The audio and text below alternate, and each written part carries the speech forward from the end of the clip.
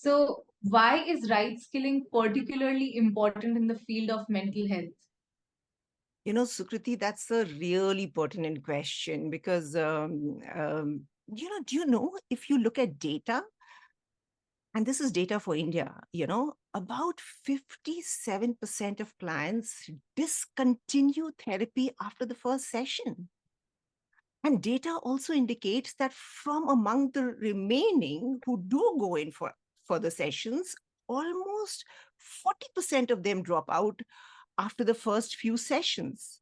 So clearly, there is something right that is missing. I would not like to call it wrong or give it a good or a bad label, but something that is being done that is either rendering people ineffective or compromising on their efficiency.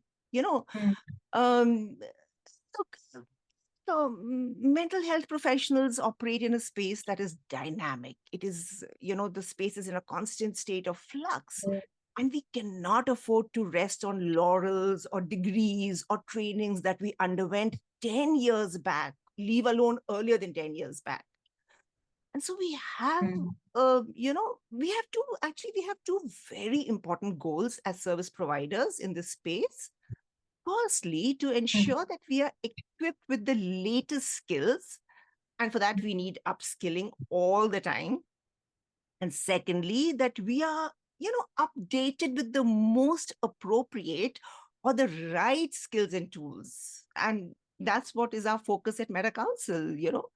I mean, if you want, I could explain this with an example of, how right skilling involves pinpointing and, mastering specific therapeutic approaches that, align precisely with the, unique challenges our clients face. And it's very, very unique. And, this I would say is very, very important.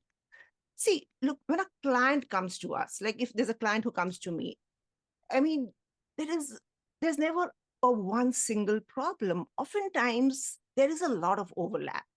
So say I have a client coming to me with a relationship problem. Then mm, as a therapist, in order to be effective, I will not use the straightforward tools and techniques with him or her, but use very, very specific paradoxical tools and techniques, which are going to be the right tools and techniques for that situation.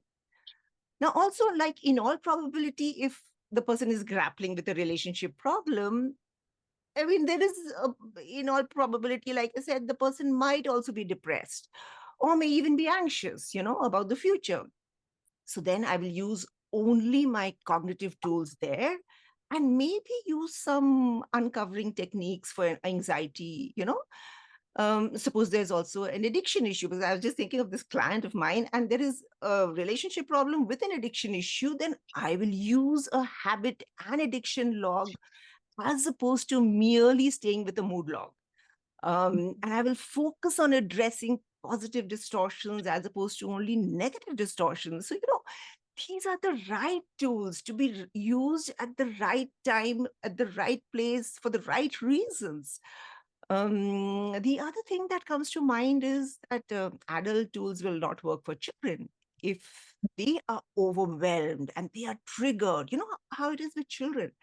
I mean, they get just so overwhelmed, they flip the lid. And you have to first use somatic tools to address overwhelm before you move towards making any kind of therapeutic intervention.